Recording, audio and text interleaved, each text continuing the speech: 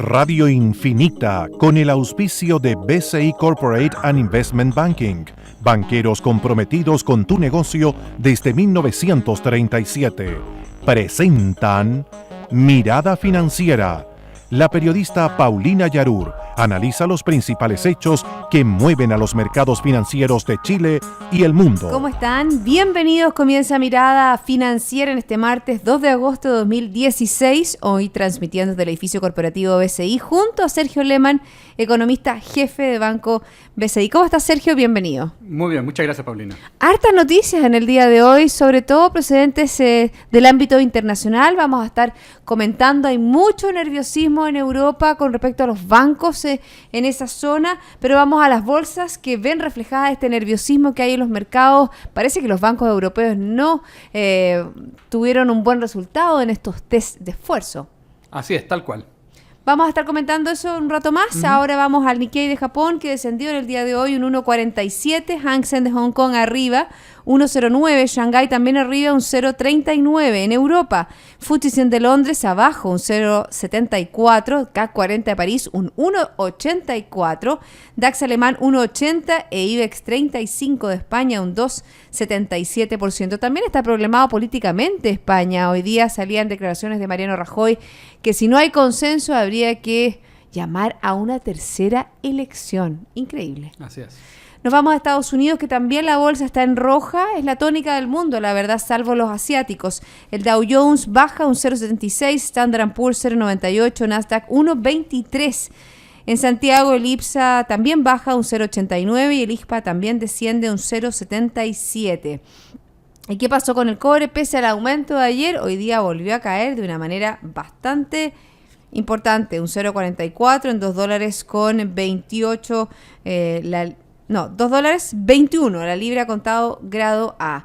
¿Qué pasó con el dólar? Tuvo un retroceso de 2 pesos con respecto al cierre de ayer, 6.55,5 comprador y 6.55,5 vendedor. Recuerde que nos puede escuchar online en www.infinita.cl y nos puede seguir en Twitter, @infinita. Nos vamos al ámbito internacional, Sergio, porque la verdad que hay noticias que vienen, como ustedes bien dicen en este informe que entregan cada mañana, que Australia introduce mayor estímulo monetario, Japón detalla su programa fiscal, suben algunos precios de materias primas, otros bajan, y también, ¿no es cierto?, tenemos esta noticia que tiene que ver con las expectativas del sector manufacturas en Estados Unidos, retroceden respecto al mes anterior. Fíjate que el gasto en consumo personal evidencia presiones inflacionarias de carácter gradual. Efectivamente, hemos tenido hartas noticias el día de hoy. Como tú bien señalas, tal vez uno podría partir con esta idea de que hay mayor estímulo en el mundo. Australia bajó su tasa de política, la colocó en 1.5%, es su mínimo histórico. Yo creo que refleja una tónica que estamos viendo en todas partes del mundo. Están creciendo menos las economías. Algunas tienen espacio para hacer algunos ajustes en su política monetaria de manera de entregar mayores estímulos. La inflación en Australia está en torno a 1%, pero básicamente está reflejando que la actividad mundial está siendo cada vez más débil. Ya lo conocimos en Estados Unidos la semana pasada, con un crecimiento que estuvo decepcionando por debajo de lo previsto. 1,2%, muy por debajo de este 2 y tanto que se esperaba. Efectivamente, y el factor central detrás de ese número estuvo asociado a una caída en la inversión. La inversión en el mundo en general se está viendo debilitada. Eso tiene que ver con las incertidumbres, tiene que ver con las confianzas, tiene que ver con mayores dudas respecto a cómo va a ser la evolución en general de la economía mundial hacia adelante. Sergio, ¿por qué es tan importante esta bajada que ha hecho Australia de su tasa de interés? Yo diría que en general uno mira a Australia con cierta atención porque en cierto sentido tiene un modelo una estructura parecido a Chile. Efectivamente, tiene una estructura económica similar a la chilena. Es una economía, guardando las proporciones naturalmente, pero es una economía que está orientada fundamentalmente a la producción de commodity. Es una economía que tiene un banco central autónomo con una política monetaria similar a la nuestra, con bastante responsabilidad fiscal. Y por lo tanto, como un modelo económico, pensando ya, ¿no es cierto?, en ir avanzando hacia el desarrollo, es claramente, digamos, un referente. Ahora, lo que está haciendo, yo diría que en materia de política monetaria, de estímulo, es cosas que ya están haciendo el resto de las economías desarrolladas. De alguna manera se sube a ese mismo carro y está, básicamente, como señalaba, más bien dando una señal en términos de que la economía mundial está creciendo poco y es necesario estimularla. También en el ámbito internacional y en la misma línea, tal vez con una historia mucho más crónica que tiene que ver con Japón efectivamente, que anuncia o da detalles de su estímulo fiscal. Ya lo anunció la semana pasada, 250 billones de dólares, un tremendo paquete fiscal, muy importante, esto tras, ¿no es cierto?, el respaldo que el ministro Abe recibió con las elecciones parlamentarias un par de semanas atrás. Esto finalmente se tradujo, dado ese respaldo, digamos, en cierta flexibilidad o cierto apoyo para tomar medidas estímulos adicionales. Ahí está la espalda política que necesitaba el Shinzo Abe para seguir con su plan de estímulo. Pero fíjate que si uno evalúa lo que significó o cuál es la recepción de los inversionistas, ven bastante escéptico que este programa fiscal o este programa de estímulo a la economía pueda realmente sacar a Japón de ese letargo, el cual lo hemos visto hace ¿cuánto? ¿2 décadas? Así es, tal cual. En el detalle, Japón anunció que casi un poquito menos de 50 billones de dólares se gastarían durante este segundo semestre, y a los mercados eso le pareció no del todo contundente, entendiendo que va a ser un paquete ejecutado muy gradualmente en el tiempo.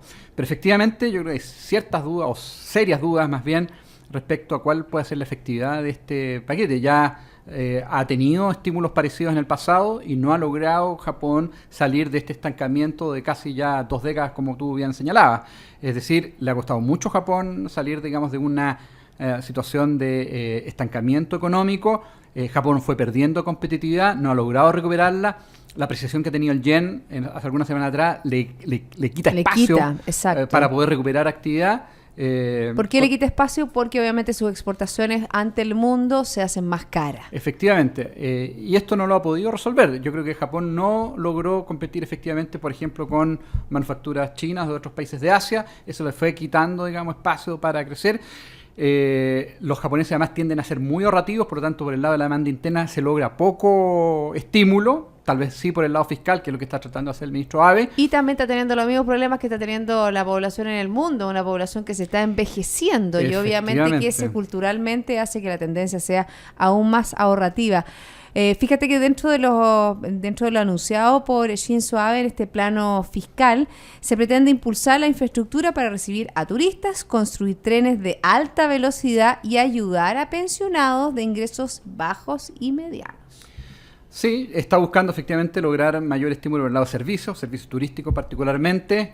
Y el tema de las pensiones es ciertamente un tema que ha estado apretando el zapato a Japón durante mucho tiempo. Digamos, tiene que ir financiando, producto del envejecimiento de la población, un monto cada vez más importante, y en parte este paquete fiscal va a contribuir a esa línea.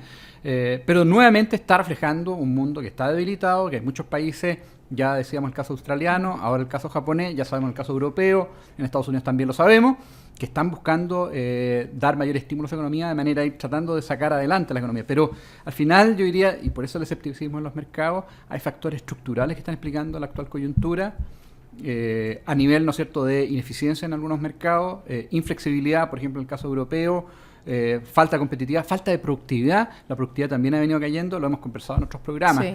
Pero el impulso en productividad que se logró a fines de los 90 con la revolución tecnológica y las redes de comunicación, ese impulso se ha tendido a ir moderando, a ir bajando, y es necesario identificar nuevos drivers, digamos, nuevos factores que logren impulsar la productividad. Y yo creo que todavía hay una pregunta abierta por dónde podrá venir. Exactamente, hacia dónde se va el desarrollo económico. Obviamente hay sectores que ya están un poco, por ejemplo, el sector de los commodities, que ha sido un impulso, ¿no es cierto?, del desarrollo económico de grandes economías, incluso la nuestra, pero eso ya está agotado. Estamos hablando de un foco distinto al cual deben mirar las economías. El sector servicio, también lo hemos conversado en otros programas, Sergio, puede ser un ala interesante a explorar y a desarrollar en economías como la chilena. Efectivamente, yo creo que ahí tenemos un tremendo desafío, pero para eso, pensando ahora en nuestra economía, es necesario dar mayores incentivos para la innovación, para ir identificando estos sectores que vayan a ir empujando el crecimiento hacia adelante. En Chile se invierte muy poco en innovación, creo que es necesario poner más fichas en ese ámbito, de manera que efectivamente la economía chilena logre recuperar crecimiento hacia adelante. Y fíjate que hablando un poco de ese tema y lo que significa para nuestro país, este es el año de la productividad. Entonces, obviamente que dentro de la agenda el gobierno ha ha hecho un desmarque en el fondo, o un marque, es un must que deberían tener todos los proyectos enfocados a ver qué impacto tiene en la productividad. Yo creo que ese es falta muchas políticas relativas a eso, hay un esfuerzo que tiene que ser común entre aunar esfuerzo público y privado, obviamente que no se puede con una sola vía, pero la dirección a la cual debiera tender es la dirección adecuada para lograr una mayor productividad, ¿no crees tú? Absolutamente, yo creo que correctamente está puesto el énfasis en aumentar productividad. Este es el año de la productividad. Creo que en ese sentido hay bastante consenso entre los analistas, entre los economistas, entre las autoridades, pero creo que todavía los avances han sido muy tímidos, muy menores. Y creo que hay que poner más fuerza, digamos, y que el discurso esté más focalizado en ese ámbito. Creo que lamentablemente, al menos por el lado político, la discusión ha estado centrada en otros ámbitos, educacional, trabajo, reforma tributaria, muy válidos probablemente todos ellos, pero creo que estamos dejando de lado, al menos como centro de discusión, foco central, digamos, el tema de la productividad. Creo que ahí es donde nos está apretando el zapato y donde tenemos que poner más fuerza. Para dar un giro al, ¿no es cierto?, estancamiento que está teniendo nuestra economía, poner una mirada más a lo micro, que es desde donde está la productividad, y un poco como tú dices, de repente uno siente que el ministro Céspedes está un poco aislado, un poco solo con respecto, aunque él hoy día estuvo este comité económico dentro de lo que es los distintos ministros que tienen que ver con el área de economía, y Luis Felipe Céspedes dijo que hay señales de las que medidas de gobierno le dan seriedad a la economía. Céspedes participó, ¿no es cierto?, en este gabinete ministerial económico encabezado por la presidenta, y consultado si se incorporará un informe a los proyectos de ley en el que se precisen los efectos sobre la productividad. Dijo que estamos analizando distintas propuestas porque todo esto tiene que ver con un tema de diseño. Ojalá que se concrete eso, yo creo que eso es lo más importante, o sea, más de pensar en un diseño, es implementar un diseño que realmente provoque un giro que es el que necesitamos en nuestra economía. Efectivamente, yo creo que ese es el desafío más importante que tenemos que tener hacia adelante, y autoridades comprometidas con eso y empresas también comprometidas en esa misma línea. Creo que es clave. Creo que es clave. Fíjate que dentro de la mirada internacional dijimos al principio del programa, pero no analizamos un poco más de lo que pasó hoy día en el Reino Unido. Yo creo que están habiendo ya señales bastante malas post-Brexit, y una de las señales que tiene que ver con la construcción. Fíjate, la construcción en el Reino Unido cae a un mayor ritmo en 7 años. Estamos hablando de este índice de gerentes de compras, Markit. ¿Por qué es tan importante este índice? Porque ve en dónde se va a invertir, ve las proyecciones de inversión. Cayó a 45,9 en julio, frente a los 46 en junio, la menor lectura desde el 2009, y bastante lejos de estos 50 puntos que significan la distinción entre la contracción y la expansión. Efectivamente, yo creo que es algo que vamos a ir viendo hacia adelante. Reino Unido va a ir sufriendo las consecuencias del Brexit. Creo que esto tiene impacto, efectivamente, como bien señalas, en expectativas. La economía del Reino Unido va a mostrar una desaceleración, incluso algunas proyecciones del Fondo Monetario hablaban incluso de una contracción de la economía el próximo año. Creo que va a ser costoso, eso lo hemos comentado también, y lamentablemente hoy día estamos empezando a ver algunas consecuencias de esa decisión. No alcanzamos a dar una mirada hacia lo que está pasando a nivel de los bancos europeos, porque mezclamos también con economía local. Yo creo que vamos a seguir con ese tema que ha marcado las bajas bursátiles en el día de hoy y los riesgos que hay inherentes a eso. Pero antes, Sergio, ¿te parece hacemos una pausa? Muy bien. Yo les voy a hablar de equipo. Equipo es buscar soluciones en conjunto cuando los talentos actúan con un objetivo común. BCI Corporate Investment Banking, banqueros comprometidos con tu negocio desde 1937. Ya volvemos.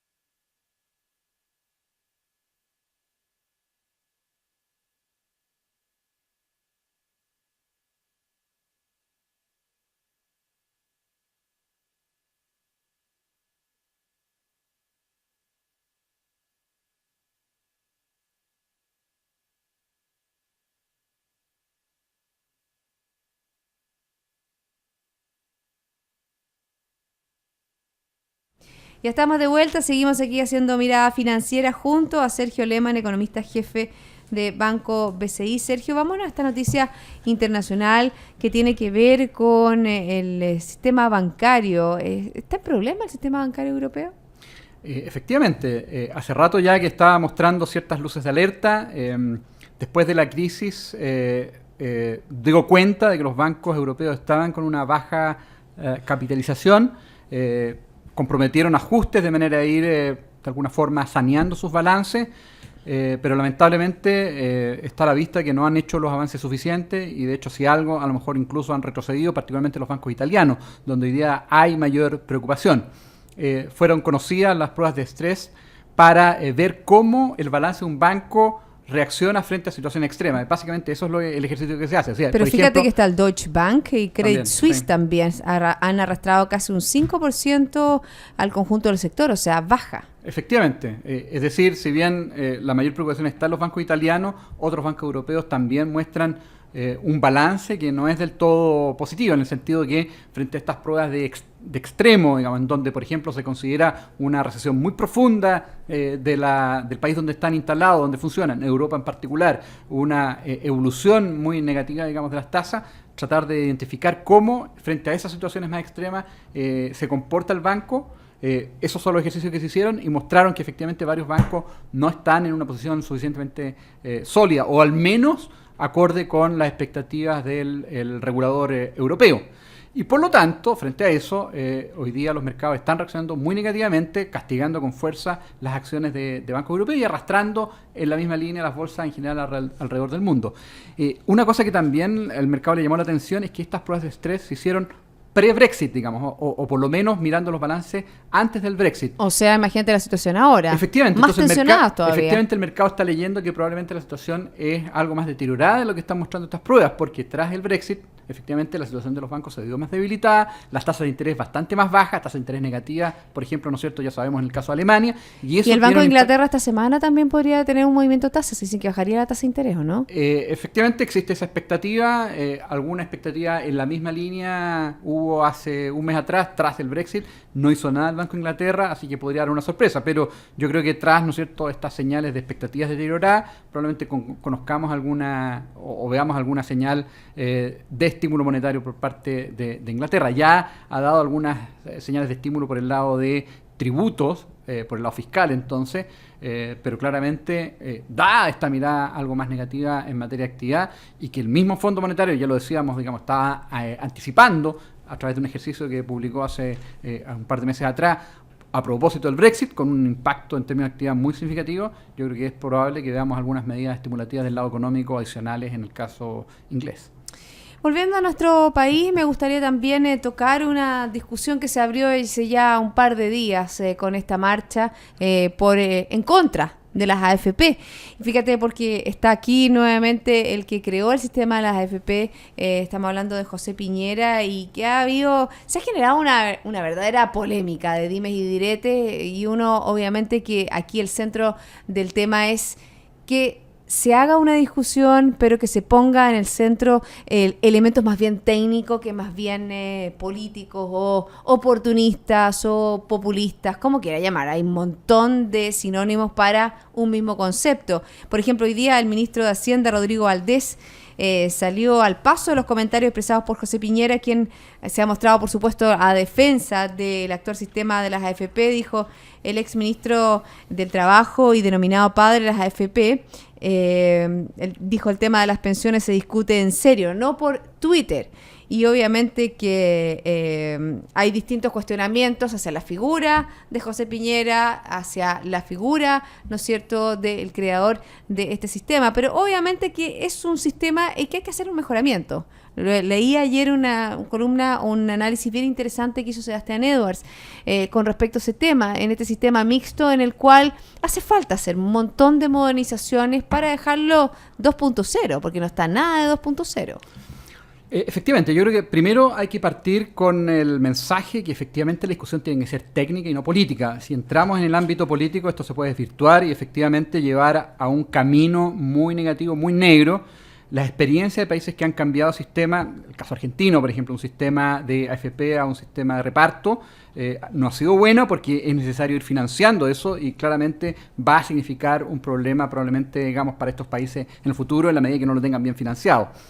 Creo que es importante entonces que primero la discusión sea técnica y segundo, efectivamente reconozcamos que el sistema actual fue diseñado bajo una lógica en la cual la expectativa de vida de la población era por lo menos de años 78, 80 años más o menos. Efectivamente, bastante más baja y por lo tanto es necesario hacer adecuaciones. Yo creo que una primera medida, y creo que estuvo parte de la propuesta que hizo la Comisión Bravo hace un tiempo atrás, tiene que ver con las tasas de cotización. Yo creo que tienen que elevarse y eso no cabe duda. En la medida que vivimos más, tenemos que financiar más tiempo en nuestra jubilación y por lo tanto necesitamos un fondo más grande. Nosotros tenemos tasas bajas, el 10% en Chile con respecto a otros países bajo, Efectivamente, porque se está bajo. hablando de aumentarla a un 14%. Efectivamente es bajo y yo creo que claramente un piso probablemente es 14% de manera de lograr mejorar de manera importante las pensiones hacia adelante. Creo que es un Y primer una manera tema. compartida también. Se habla de que el 4% lo podrían generar los empresarios para sus trabajadores. Efectivamente, yo creo que probablemente las propuestas en definitiva van a ir un poco por esa línea, uno lo anticipa. A lo mejor parece lógico que sea una tarea compartida entre trabajadores y empresas, de manera de ir mejorando la jubilación hacia adelante. Ahora, esto va naturalmente, digamos, a elevar los costos de la mano de obra, digamos, eso no cabe duda, pero creo que parece un camino a seguir, digamos, e ir buscando formas para poder financiar, digamos, esta cotización extra que se requiere de manera de ir mejorando las jubilaciones. El segundo elemento tiene que ver con la edad de jubilación y probablemente puede ser Sí, se ha necesario. hablado de homologar la misma edad de hombres y mujeres. Actualmente las mujeres jubilan a los 60 años y los hombres a los 65. Y la expectativa de vida de la mujer son más altas que la de los hombres. Es decir, debiéramos cotizar más años nosotras que ustedes. Efectivamente, yo creo que lamentablemente las mujeres hoy día, producto de esas mismas factores que tú señalas, la jubilación de las mujeres es mucho más mala que la de los hombres. Y por lo tanto es necesario también abordar eso con cierta fuerza. Creo que entonces, primero, revisando las edades de jubilación y segundo, la cotización, el monto de la cotización es un camino importante a seguir. Y mirando, por ejemplo, ejemplos exitosos a nivel internacional, ya, el sistema mixto el que prima, obviamente una capitalización individual como la que tenemos nosotros con un sistema también de aportes solidarios, como el que se introdujo en el 2006 en nuestro país. Pero bajo esa perspectiva, bajo esa lógica, ¿qué otros elementos debiera reformar el sistema previsional chileno?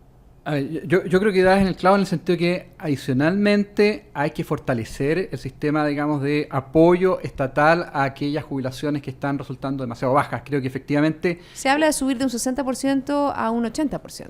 Sí, yo creo que al es un segmento camino más pobre. Sí, yo creo que es un camino que hay que seguir, porque efectivamente hay una porcentaje importante de la población que no está recibiendo una jubilación que le permite efectivamente vivir y por lo tanto es necesario dar un apoyo, digamos, a este pilar solidario. Creo que ese es uno de los factores también importantes, digamos, a ir fortaleciendo. A lo mejor también hay algún aspecto en materia de competencia que creo que a lo mejor hay que ir afinando. Creo que se ha dado paso importante. Yo creo que no estamos en una situación tan deteriorada como a lo mejor uno la veía hace algunos años atrás. El sistema que permite, digamos, a través de licitaciones para nuestros trabajadores asignar, digamos, la FP correspondiente, creo que es un sistema que está funcionando bien y de hecho ha permitido que los costos de administración, particularmente para aquellas FP que se han adjudicado estas licitaciones, haya bajado de manera sustancial. Creo Sí, que ahora cambió. Este año se le adjudicó Plan Vital. así es. Para los 2 años de los primeros cotizantes, porque ofreció una tasa o una comisión, la más baja del mercado, un 0,46%. Efectivamente, yo creo que ha habido algunos avances, es decir, no ha estado estático el sistema de AFP. Hoy día tenemos un sistema multifondo, creo que también ha sido un avance importante, pero estamos todavía al debe, particularmente lo que se refiere a tasa de cotización. Yo creo que por ahí probablemente van a venir las propuestas y creo que es importante que se implementen lo más rápidamente posible, digamos. Una de las críticas tiene que ver con las comisiones altas. ¿Tú crees que las comisiones son altas y tú crees que una AFP estatal podría bajar las comisiones? Yo no estoy seguro si una AFP estatal va a lograr efectivamente introducir mayor competencia. Creo que ha sido mucho más efectivo en esa línea las licitaciones, porque efectivamente los nuevos trabajadores están cotizando con costos bastante bajos. Creo que es una línea mucho más efectiva. Creo que es importante, entonces, en ese sentido, poner la discusión en el ámbito técnico y no político y pensar, digamos, que una AFP estatal va a resolver ese problema, porque creo que no es el camino necesariamente. Más bien, yo diría lo que ya se ha hecho, pero probablemente es necesario fortalecerlo, digamos, ir acentuando, digamos, el grado de competencia que las AFP tienen hoy día. Pero nuevamente creo que la discusión tiene que ser técnica, no política, porque de otra manera claramente esto pudiese derivar en una situación muy complicada desde el punto de vista, ¿no es cierto?, del impacto que esto genere en los mercados financieros. Bueno, y también el tema fiscal, porque obviamente que se tilda como que el Estado debiera ser el gran proveedor de las pensiones y obviamente que son recursos escasos los que tiene el Estado. Efectivamente. Ahora, las AFP además han jugado un rol muy importante en lo que ha sido el desarrollo del sistema financiero. Hoy día son actores muy importantes, particularmente lo que se refiere al mercado de renta fija. Eso ha permitido hoy día contar con bonos a muy largo plazo, porque las AFP son especialmente demandantes, las compañías de seguros también, digamos, con un rol importante lo que a su rol se refiere en el mercado financiero.